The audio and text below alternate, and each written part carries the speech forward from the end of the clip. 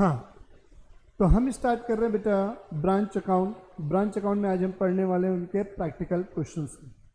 तो अभी तक अपन ने पहली क्लास में ब्रांच अकाउंट क्या होता है, उसका फॉर्मेट कैसे बनता है, उससे रिलेटेड मैंने कुछ नोट्स आप लोगों को बताए थे। तो आज हम उन्हीं के प्रैक्टिकल क्वेश्चन को डील करेंगे। तो क्वेश्चन नंबर 1 से हम स्टार्ट करने वाले हैं। पढ़ते हैं क्वेश्चन नंबर 1 में क्या लिखा हुआ है। Please come to the question. क्या लिखा हुआ है? Amrit and company limited Raipur had a branch at Arang. Arang में उसकी एक ब्रांच है। The following are the details या transaction between the head office and the branch for their year ended 31 March 2013। मतलब उनके एचओ और ब्रांच के संबंध में जानकारियां दी हुई हैं कि दोनों के बीच में कौन कौन से ट्रांजेक्शन हुए हैं। ओपनिंग स्टॉक है 1 अप्रैल 2012 को। गुड सप्लाई टू ब्रांच है। Cash send to branch for, मैंने बताया था अब ब्रांच जो मैं सेटअप कर रहा हूँ उसके लिए जो भी माल भेजना है, वहाँ के जो भी खर्चे होंगे वो सब कौन बियर करेगा? हेड ऑफिस बियर करेगा। तो हेड ऑफिस ने वहाँ रेंट देने के लिए, सैलरी देने के लिए और अदर एक्सपेंसेस के लिए क्या हुआ? पैसे भेजे हुए। Cash receipt from branch during the year. अब क्या हुआ? ब्रांच वहाँ जो भी सेल करेगा उन डेटर वगैरह से जो पैसा उससे मिलेगा उधारी माल का, वो किसको भेज देगा? हेड ऑफिस को भेज देगा। तो वो दिया हुआ है। क्लोजिंग स्टॉक है, closing balance of petty cash भी दिया हुआ है। फ्रॉम द अबव ट्रांजेक्शन या information pass the necessary journal entries and prepare आरंग branch account and other necessary account in the head office books. Other necessary accounts भी बोला है। Other necessary account मतलब जैसा कि मैंने आपको सिखाया था, branch debtor account, branch stock account, branch petty cash account, ये सारी चीज़ें पूछ रहा है। तो मैं सबसे पहले स्टार्ट कर रहा हूँ, ब्रांच फॉर्मेट बना लेता हूँ मैं। सबसे पहले बनाएंगे ब्रांच अकाउंट का फॉर्मेट। तो हेडिंग लिखिएगा ब्रांच अकाउंट। हेडिंग लिखेंगे branch account. Branch account particular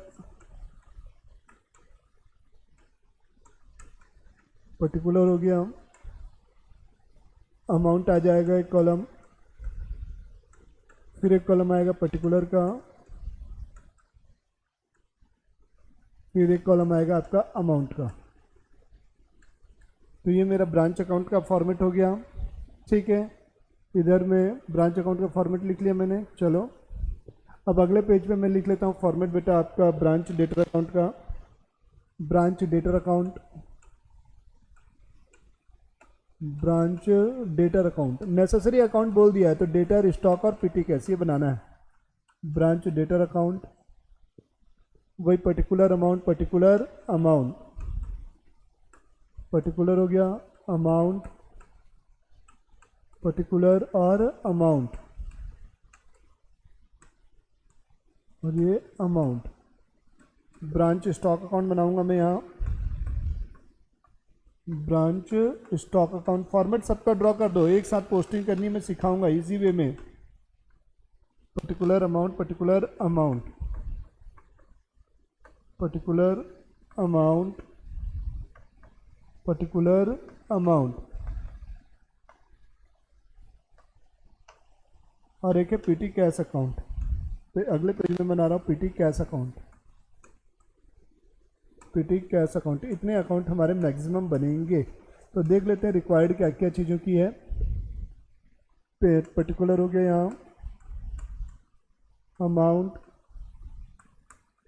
फिर यहाँ लिखेंगे पर्टिकुलर और यहाँ लिखेंगे अमाउंट। ये 4 कॉलम इसके भी बन गए। तो स्टार्ट करते हैं हम क्वेश्चन से, क्या क्या दिया हुआ है हमें। तो सबसे पहले हमें क्या लिखा हुआ है? ओपनिंग स्टॉक दिया हुआ है 60,000 रुपये का। ठीक है, तो मैंने बताया था जो जो स्टॉक होता है या जिन जिन एसेट्स का ओपनिंग बैलेंस हमें क्वेश्चन में दिया रहता है उसे हम क्या करते हैं? पर्टिकुलरली ब्रांच अकाउंट के डेबिट साइड में लिख लेते हैं। तो हम यहाँ लिखेंगे टू बैलेंस बी डी। यहाँ लिखेंगे सबसे पहले टू बैलेंस बी डी। किन किन चीज़ों का ओपनिंग बैलेंसेस दिया हुआ है? To balance B D. तो सबसे पहले हम यहाँ लिखेंगे स्टॉक। कितने रुपए का दिया हुआ है बेटा? 60,000 का दिया हुआ है। तो आप यहाँ लिखेंगे 60,000। और ये जो ओपनिंग स्टॉक है ये कहाँ आ जाएगा आपके बेटा? स्टॉक अकाउंट में आ जाएगा, जो आपने ये ब्रांच स्टॉक अकाउंट बनाया हुआ है। To balance B D, 60,000 to balance B D 60,000। ठीक, क्वेश्चन पढ़ते हैं। गुड सप्लाइड टू ब्रांच है, ब्रांच को माल भेजा, तो ये क्या होगा, मैंने बताया था ब्रांच अकाउंट में डेबिट होता है बेटा, और ब्रांच स्टॉक अकाउंट में भी आएगा। कहाँ आएगा, ब्रांच स्टॉक अकाउंट में। ठीक है, तो लिखेंगे कितने रुपए का माल है बेटा, गुड सप्लाइड टू ब्रांच 1,50,000 का माल है, तो लिखो 1,50,000 का माल जो मिला हुआ है, तो इसे ब्रांच अकाउंट के डेबिट साइड में लिखो, ब्रांच अकाउंट के डेबिट साइड में लिखो। ये 2-3 लाइन छोड़ देना, हो सकता है डेटर का ओपनिंग बैलेंस हो या और कोई एसेट हो, तो यहाँ लिखो to goods sent to branch, to goods sent to branch, to goods sent to branch, to branch. ठीक है, कितने रुपए का है, 1,50,000। अमाउंट वाले कॉलम में मैंने लिख दिया 1,50,000 रुपीज। फिर दिया cash send to branch for, branch को मैंने पैसा भेजा है किन किन चीज़ों के लिए, तो देखिएगा किन किन चीज़ों के लिए भेजा हुआ है बेटा, तो यहाँ पर अपन क्या लिखेंगे, कैश सेंड टू ब्रांच है, तो टू कैश अकाउंट लिख सकते हैं। ठीक है, to cash send to branch, तो to cash account, to cash account. ठीक है, अंडरलाइन करेंगे जिन जिन चीज़ों के लिए भेजा है। रेंट इनर कॉलम में मैं लिख रहा हूँ 700,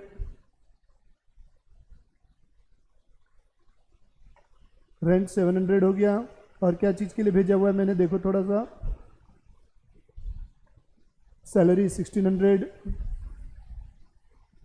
सैलरी 1600। फिर है अदर एक्सपेंस, अदर एक्सपेंस कितने रुपए का है, 200।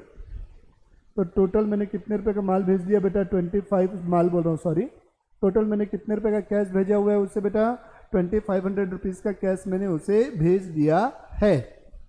अब लिखा है cash receive from branch during the year, branch से मुझे कितने रुपए का कैश रिसीव हो रहा है बेटा, 1,80,000 रुपीज़ का, कितने का, 1,80,000 रुपीज़ का कैश रिसीव हो रहा है। मैंने बताया था हेड ऑफिस क्या करता है, ब्रांच को जो भी माल भेजता है, जो भी वहाँ के खर्चे करता है, अब ब्रांच क्या करेगा, उन माल को सेल करेगा, तो उन माल में से सेल करने के बाद जो भी पैसा होगा वो किसे भेजेगा, हेड ऑफिस को।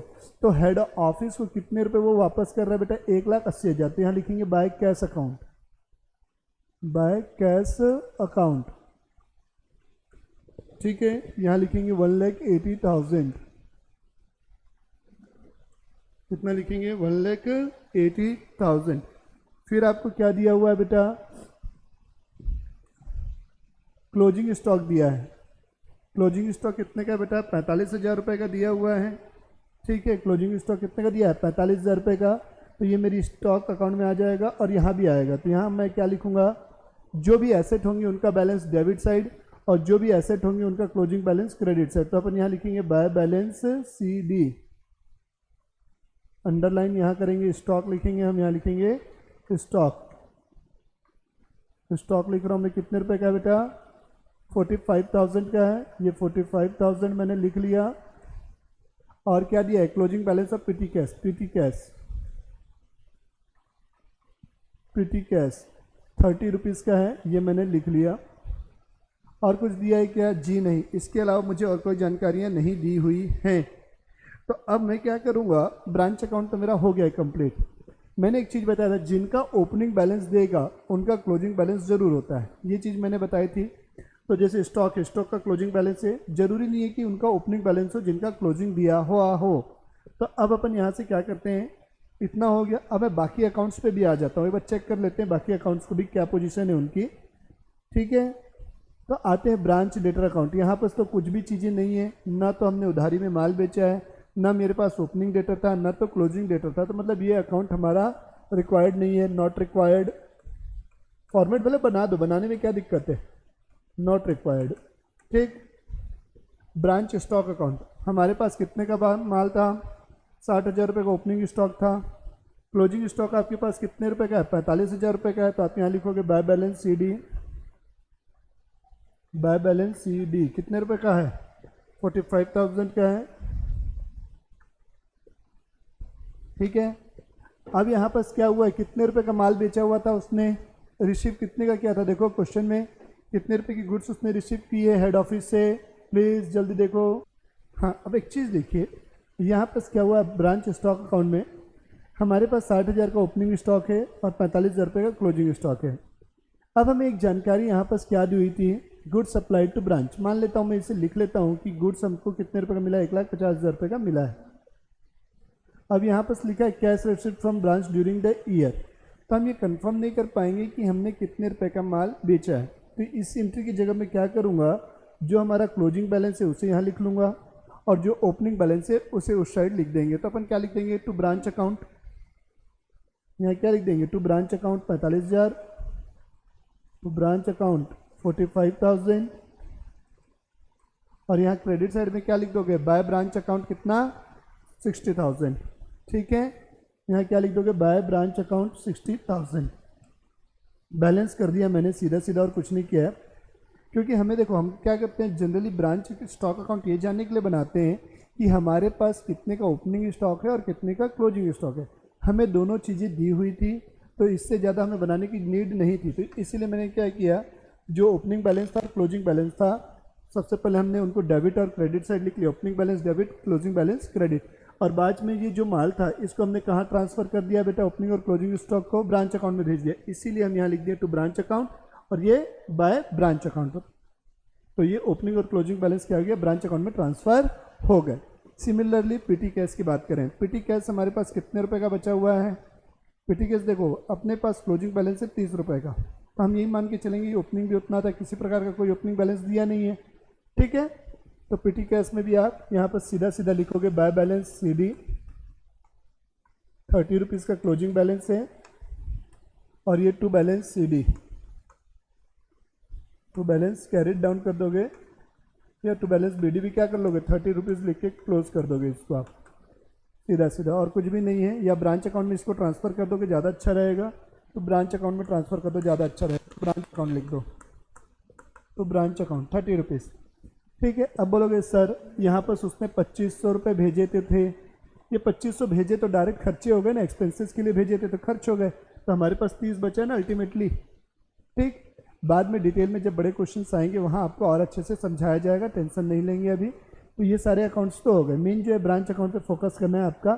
तो ब्रांच अकाउंट पे देखिए आपके पास सारी चीज़ें आ गई हैं, 1,80,000 और 45, 2,25,000 30 रुपये, उसमें से 2,10,000, 2,12,500 माइनस कर देंगे तो जो बचेगा वो आपका प्रॉफिट होगा। तो ये प्रॉफिट आएगा 12,530 रुपये। तो यहाँ लिखेंगे टू प्रॉफिट और लॉस बैलेंसिंग फिगर, आप यहाँ लिखेंगे टू प्रॉफिट और लॉस बैलेंसिंग फिगर, कितना आएगा कर लो जल्दी से, 12,530 रुपये, 12,530। ये था बेटा आपका क्वेश्चन नंबर 1, बहुत ही इंपॉर्टेंट क्वेश्चन नहीं है, टेंशन ना ले, एक बेसिक क्वेश्चन है। इंपॉर्टेंट क्वेश्चन ये अभी आएगा क्वेश्चन नंबर 2। चलिए आइएगा क्वेश्चन नंबर 2 पे। क्वेश्चन नंबर 2 में क्या लिखा है प्लीज रीड कीजिए अच्छे से। हाँ हाँ तो आइएगा क्वेश्चन नंबर 2, थोड़ा सा इंपॉर्टेंट क्वेश्चन है, ध्यान से सुनिएगा, समझिएगा, उसके बाद बनाइएगा। Prepare branch account from the following particulars, branch makes only cash sales. उधारी में किसी प्रकार का कोई माल नहीं बेचा जाता है, जो भी माल बेचा जाएगा वो नकदी में बेचा जाएगा। गुड्स सप्लाइड टू ब्रांच दिया हुआ है, कैश सेल्स है, एक्सपेंसेस दिया हुआ है, ओपनिंग स्टॉक दिया हुआ है। Closing stock has not been ascertain, closing stock का पता नहीं किया जा सकता, क्वेश्चन में बोल रहा है। Manager gets commission at the rate of 10% on net profit before charging such commission. Okay, branch sales goods at cost plus 25%, जो भी लागत है उसमें 25% मार्कअप करने के बाद वो माल को बेचता है, आपको ब्रांच अकाउंट बनाना है। ठीक है, तो ब्रांच अकाउंट बनाओ जल्दी से, चलो बना लेते हैं, कोई दिक्कत नहीं है। हेडिंग लिखेंगे ब्रांच अकाउंट, 4 कॉलम रहेंगे हमारे ब्रांच अकाउंट में, पर्टिकुलर अमाउंट, पर्टिकुलर अमाउंट, ये 4 कॉलम मेरे हो जाएंगे। Okay ready.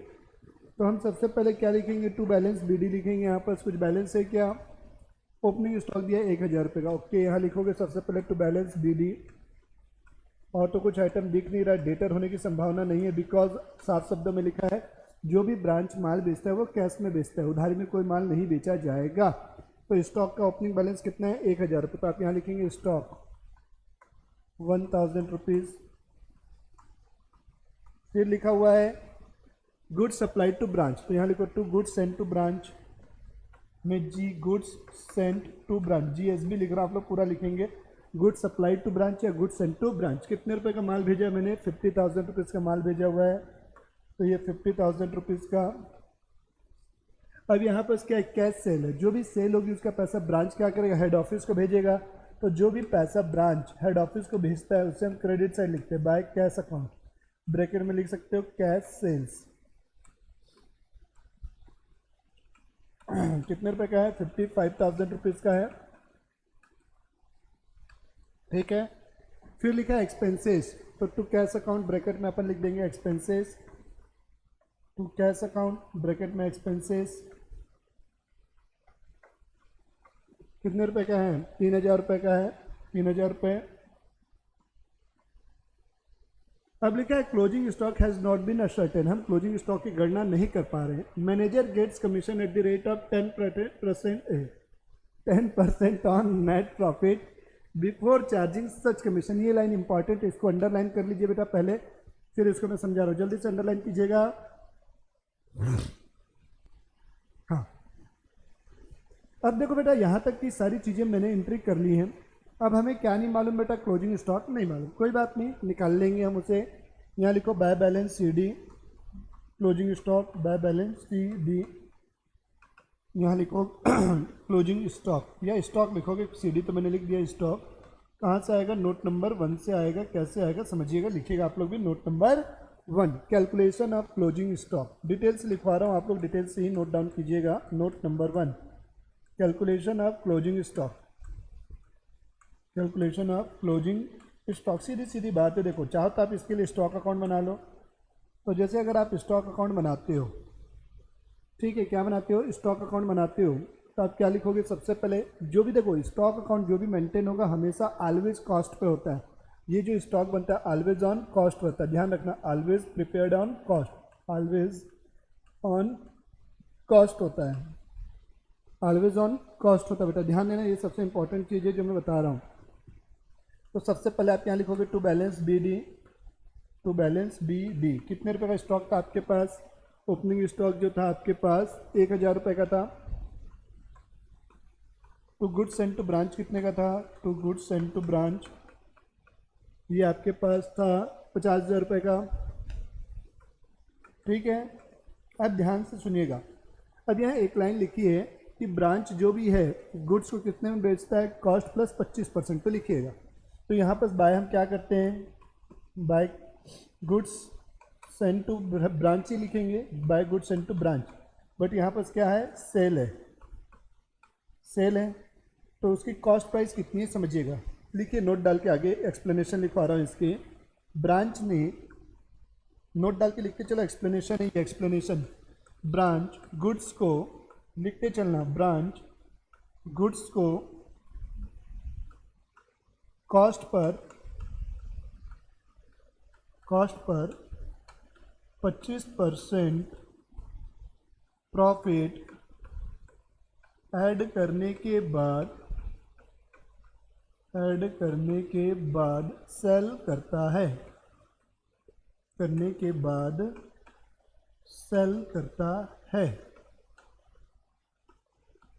That is if cost is 100, cost कितनी है 100 है, तो प्रॉफिट कितना हो जाएगा, कॉस्ट का 25%, तो प्रॉफिट कितना होगा, 100 का 25%, 25 रुपये, तो 100 प्लस 25 यानी कि सेलिंग प्राइस कितना होगा, 125 रुपये। ये मेरा सेलिंग प्राइस आ जाएगा, हाँ या ना, यस और नो, ये हमारा सेलिंग प्राइस कितना हो जाएगा, 125 रुपये। कोई डाउट यहाँ तक, क्या लिखा है क्वेश्चन में, branch sales goods at cost plus 25%, तो कॉस्ट कितनी मान लिया मैंने, 100 रुपये, प्रॉफिट कितना हो जाएगा 100 का 25%, तो सेलिंग प्राइस कितनी है 125 रुपये।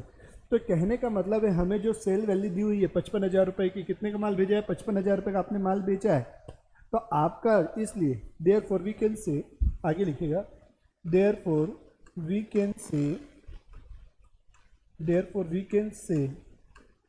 125 इज इक्वल टू 55,000। ऐसा क्यों बोल सकता हूँ, ये भी कॉस्ट प्लस प्रॉफिट है, ये भी कॉस्ट प्लस प्रॉफिट है, तो दोनों आपस में इक्वल हो जाएंगे। तो मुझे कितने के बराबर चाहिए 100 के बराबर चाहिए, 100 के इक्वल लाना है तो क्या करोगे, ये 55,000 डिवाइडेड बाय क्या होगा 125 इंटू 100 हमारी कॉस्ट थी ना, तो आप जैसे इसको सॉल्व करोगे तो ये मिलेगा आपको 44,000, ये मेरी कॉस्ट प्राइस आ गई। ठीक है, ये मेरी क्या आ गई कॉस्ट प्राइस। ये 55,000 जो किसके इक्वल हुआ है 125 के इक्वल, तो मुझे 100 के इक्वल चाहिए, तो 125 से मैं डिवाइड करूंगा और इंटू 100 करूंगा, तो मेरी ये क्या निकल के आ जाएगी कॉस्ट प्राइस निकल के आ जाएगी। तो ये आ गई 44,000, तो हम यहाँ लिख देंगे 44,000, हाँ या ना। ओके, पहली चीज़ क्लियर हो गई। अब मुझे क्या करना है, closing stock manager commission at the rate of 10% and net profit before charging such commission. यहाँ वर्ड है बिफोर, तो बिफोर जब भी रहता है तो सीधा कमीशन निकालना है, तो यहाँ लिखो to commission to cash bracket में commission to cash account bracket में लिखो commission note number 2, commission note number 2। तो नोट नंबर 2 मैं यहाँ बना दे रहा हूँ, note number 2 calculation of commission, calculation of commission.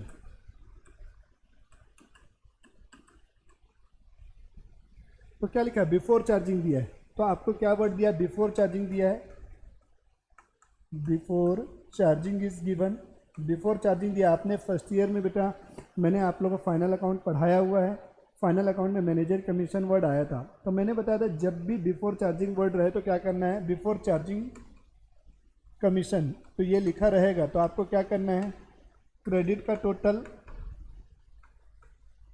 Minus क्या करना है डेबिट का टोटल, तो क्रेडिट माइनस डेबिट करेंगे तो ही आपका प्रॉफिट आएगा बेटा, हाँ या ना। जी सर बिल्कुल सही बोल रहे हो, क्रेडिट का टोटल माइनस डेबिट का टोटल ब्रैकेट में आ जाएगा ये, इनटू रेट अपॉन 100 करोगे आप, क्या करोगे इनटू रेट अपॉन 100। अगर यही आफ्टर चार्जिंग कमीशन होता तो रेट अपॉन 100 प्लस क्या कर देते रेट, तो क्रेडिट साइड का टोटल आप देखिएगा कितना हो जाएगा 55 और 44, तो 50 40 90 99,000 हो जाएगा, क्रेडिट का टोटल हो गया 99,000 99,000 माइनस डेबिट का टोटल देखो 50 और 3 53 और 1 54,000, तो 54,000 हो गया ये, इंटू 10 अपॉन 100, तो 99 में 54 गया तो ये 000, 9 में 4 गया 5, 9 में 5 गया 4, 45,000, 45,000 का 10% निकालो।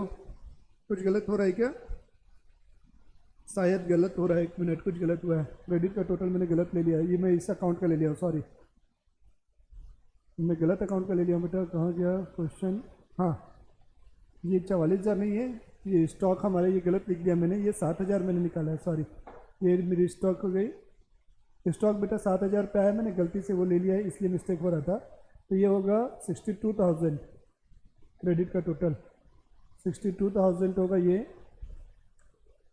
माइनस करोगे 54,000 रुपये, 62,000 माइनस 54,000, तो ये बचेगा 8,000, 8,000 का कितना 10%, 8,000 का 10 अपॉन 100 करोगे तो आपको मिलेगा 800 रुपये, तो ये 800 रुपये आपका कमीशन होगा बेटा, ठीक है, तो आप इसे डेबिट कर देंगे टू कमीशन 800 रुपये, तो अब जो बचेगा आपका वो प्रॉफिट हो जाएगा, to profit and loss balancing figure 8,000 minus 800 7200, 7200, ये आंसर हो जाएगा हमारा। क्लियर हो गई चीज़ें, हाँ या ना, ओके ठीक। आइएगा नेक्स्ट क्वेश्चन रीड करेंगे, क्वेश्चन नंबर 3, बहुत प्यारा क्वेश्चन है, इस क्वेश्चन में पूरा कॉन्सेप्ट कवर है बेटा, ये क्वेश्चन ध्यान से पढ़ो और बनाओ। चलो इस क्वेश्चन से आपका पूरा कॉन्सेप्ट कवर करते हैं बेटा, आइएगा हाँ, पढ़ते हैं क्वेश्चन में क्या लिखा हुआ है। अ trading firm has a retail branch, एक फर्म है जिसकी एक ब्रांच है, which is supplied goods from the head office. तो मैंने बताया जो भी माल भेजा जाएगा वो तो हेड ऑफिस ही भेजेगा। And which gives its own sales ledger and remit, क्या वर्ड दिया, remit, all cash received daily to the head office. Remit मतलब भेज देना। ब्रांच जितना भी कैश कलेक्ट करता है उसे डेली बेसिस पे वो क्या करता है, हेड ऑफिस को भिजवा देता है, भेज देता है।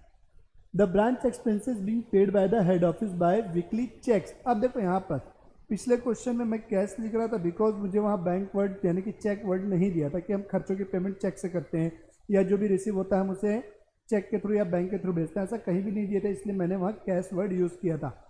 आप चाहो तो वहाँ बैंक वर्ड भी यूज़ कर सकते हो, बुक में बैंक लिखा है, चाहो तो आप कर सकते हो, नो दिक्कत। बट यहाँ पर क्या हुआ है, साफ शब्दों में लिखा है जो भी पेमेंट की जाती है वो किसके द्वारा की जाती है, चेक्स के थ्रू की जाती है। इसलिए जब भी आप वहाँ लिखेंगे तो टू बैंक अकाउंट लिखेंगे। From the following particulars draw of the branch account and as they would appear in the books of the head office for 6 month ending 31 March 2013। यहाँ ऊपर तक हो गई हमारी पूरी कहानी, राम कथा सुना दिया है। ठीक है, ठीक, यहाँ तक की चीज़ें हैं। अब हमें क्या दिया हुआ है, 6 मंथ्स क्रेडिट सेल दिया हुआ है, 6 महीने की उधार बिक्री दी हुई है, कैश सेल दिया हुआ है, रिटर्न इनवर्ड है, कैश रिसिप्ट फ्रॉम डेटर है, ओपनिंग डेटर है, ओपनिंग स्टॉक है, क्लोजिंग स्टॉक दिया हुआ है, goods receipt from head office है, बेड डेट है, वेजेस एंड सैलरी एक्सपेंसेस है, रेंट रेट एंड टैक्सेस दिया हुआ है। तो आप यहाँ देख सकते हो डेटर के संबंध में थोड़ी सी डिटेल में जानकारी दी हुई है। एक चीज़ ध्यान रखना, जब भी ब्रांच अकाउंट बना रहे हो तो ब्रांच डेटर अकाउंट अवश्य बनाना। यहाँ पर डेटर से संबंध में कई जानकारी दी है, जैसे cash receipt from debtor, opening debtor, cell return, bad debt. ठीक है, तो दोनों अकाउंट पैरेलली बनाएंगे। हम पहले लिखेंगे ब्रांच अकाउंट, फिर उसके नीचे बनाएंगे डेटर अकाउंट। तो आइए हम बनाते हैं ब्रांच अकाउंट। हेडिंग लिखिएगा ब्रांच अकाउंट, से 4 कॉलम बना लेंगे। ब्रांच अकाउंट लिखेंगे हेडिंग ब्रांच अकाउंट, तो यहाँ लिखेंगे पर्टिकुलर,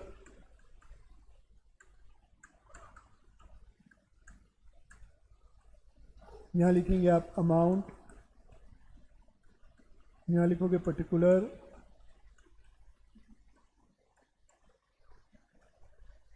और यहाँ लिखोगे आप अमाउंट। ठीक है, बाजू पेज में आप बनाएंगे debtor account, branch debtor account के नाम से उसका अकाउंट रहेगा बेटा, branch debtor account, branch debtor account. 4 column यहाँ भी आप बनाएंगे पर्टिकुलर,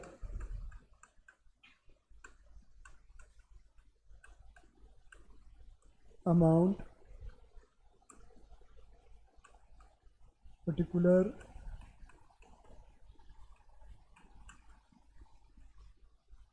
और ये अमाउंट। ठीक है, ये हमारे हो गए 4 कॉलम बेटा। ओके, तो आइए हम पढ़ते हैं क्या लिखा हुआ है। सबसे पहले दिया 6 मंथ क्रेडिट सेल, फिर दिया cash sales. Okay, credit sale है, क्रेडिट सेल को हम यहाँ लिखेंगे। सबसे पहले यहाँ लिखते हैं टू बैलेंस बी डी, तो आप टू बैलेंस बी डी लिख लो, टू बैलेंस बी डी। फिर यहाँ लिखोगे to credit sale, to credit sale. Credit sale कितने रुपए की हुई है, 2485, तो आप यहाँ पुट कर दो 2485। फिर यहाँ कैश सेल दिया हुआ है, कैश सेल, कैश सेल का पैसा हम क्या करते हैं, तुरंत की तुरंत ब्रांच को भेज देते हैं। तो बाय बैंक अकाउंट ब्रैकेट में sale, by bank account bracket में सेल्स, कितने रुपए का है, 1460, तो लिख लो 1460, जल्दी लिखो 1460।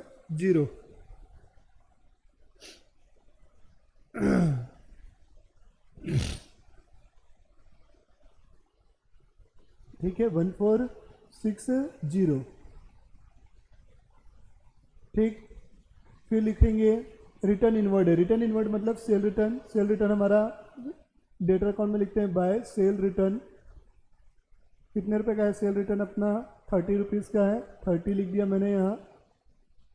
फिर दिया कैश रिसिप्ट फ्रॉम डेटर 2387, तो by cash,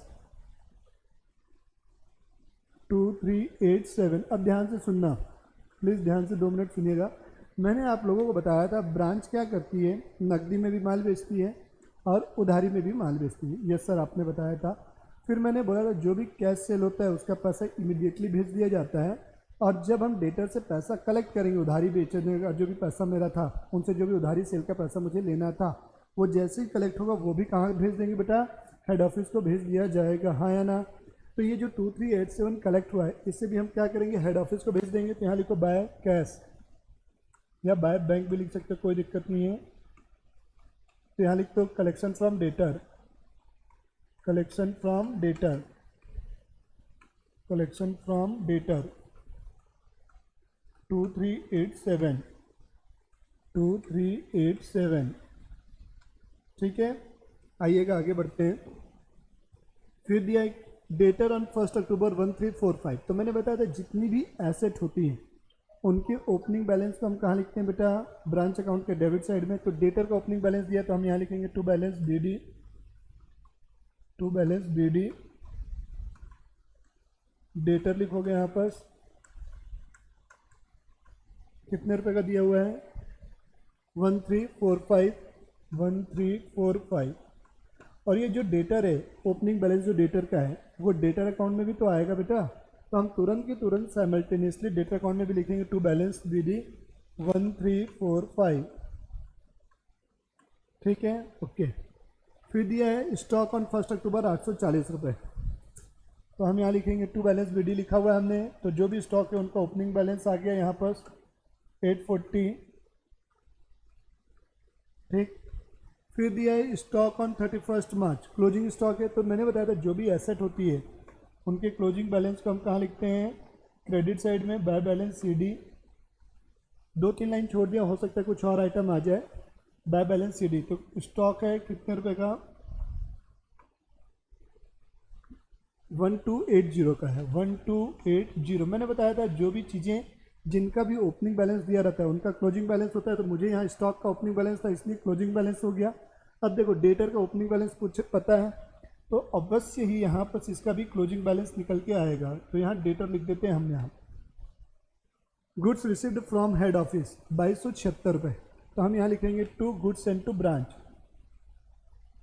to goods sent to branch कितने रुपए का है, 2276। तो 2276। फिर दिया है goods received from head office के बाद bad debt at branch 65 rupees का बैड डेट हो गया। तो बैड डेट हम कहाँ लिखते हैं बेटा, डेटर अकाउंट में लिखते हैं। तो आप यहाँ लिखेंगे बाय बैड डेट, कितने रुपए का है, 65। बाय बैड डेट 65 रुपीज़ का है। फिर दिया वेजेस एंड सन्ड्री एक्सपेंसेस है और रेंट एंड टैक्सेस है। तो मैंने बताया था जो भी खर्चा होता है उसका पैसा कौन भेजेगा, हेड ऑफिस भेजेगा। तो यहाँ लिखोगे टू बैंक अकाउंट, वहाँ वीकली चेक्स लिखा हुआ था ना, टू बैंक अकाउंट। तो किस किस चीज़ों का खर्चा बेटा, वेजेस एंड सन्ड्री एक्सपेंसेस। तो यहाँ लिखेंगे वेजेस एंड सन्ड्री एक्सपेंसेस, इन्होंने ठीक है। कितने रुपए का है, 415 रुपये। इनर कॉलम में लिख रहा हूँ मैं 415 रुपये। और क्या दिया हुआ है, rent rate and taxes, rent rate और टैक्सेस कितने रुपए का है, 402 रुपये का है। ये आ जाएगा 817 रुपये, 817। ये मेरा टोटल आ गया बेटा। अब हम क्या करेंगे, सारी पोस्टिंग मैंने कर दी है। अब हमारा ये जो बैलेंसिंग फिगर है यहाँ से कैलकुलेट कर लेंगे कि हमारे पास डेटर कितना बच रहा है। तो हम कैलकुलेटर यूज़ करते हैं बेटा, आ जाओ। हाँ, तो 1345 प्लस 2485 माइनस कि क्या है, 65 है, माइनस 2387 है, माइनस 30। तो ये मेरा क्लोजिंग डेटा निकल के आ रहा है बेटा 1348 का। कितने का, 1348 का ये क्लोजिंग डेटा आ गया। तो हम इसे यहाँ लिखेंगे बाय बैलेंस सी डी, कितने रुपए का, 1348। ये कहाँ से आया, बैलेंसिंग फिगर लिख भी सकते हो अगर आपका मन हो तो। ठीक, अब ये 1348 का आप कहाँ पुट कर दोगे बेटा, यहाँ पर पुट कर दोगे 1348। ठीक है, यहाँ पर पोस्ट हो गया। अब मुझे ब्रांच अकाउंट का प्रॉफिट या लॉस कैलकुलेट करना है। कुछ भी नहीं करना है, आपको क्रेडिट साइड का टोटल लगाना है, उसमें से आपको डेबिट साइड का टोटल माइनस करना है। तो चलो कर देते हैं हम। तो आइएगा 1348 प्लस 1280 प्लस कितना है 2387 प्लस 1460 माइनस करना क्या है, क्रेडिट साइड का टोटल हो गया। अब इसमें से माइनस क्या करना है, 1345 माइनस 840 माइनस 2276 माइनस 817। ठीक है, तो मेरे पास बच रहा है 1197। क्या बच रहा है 1197। तो ये मेरा प्लस में आ रहा है, इसलिए ये प्रॉफिट कहलाएगा। तो अपन यहाँ लिखेंगे टू प्रॉफिट और लॉस बैलेंसिंग फिगर कितना है 1197 रुपीज़, 1197। और लास्ट में इसका आप टोटल कर देंगे बेटा, तो ये आपका आंसर हो जाएगा। तो इस प्रकार से बेटा हमारा ब्रांच अकाउंट के 3 क्वेश्चन कंप्लीट होते हैं, question number 1, question number 2 and question number 3, जिसमें क्वेश्चन नंबर 2 बहुत इंपॉर्टेंट था। क्वेश्चन नंबर 3 में पूरा कॉन्सेप्ट कवर होता है बेटा आपका। अब नेक्स्ट वीडियो में मैं आपको क्वेश्चन नंबर 4, 5, 6 समझाऊंगा। तब तक के लिए टाटा बाय बाय, मिलते हैं नेक्स्ट वीडियो में।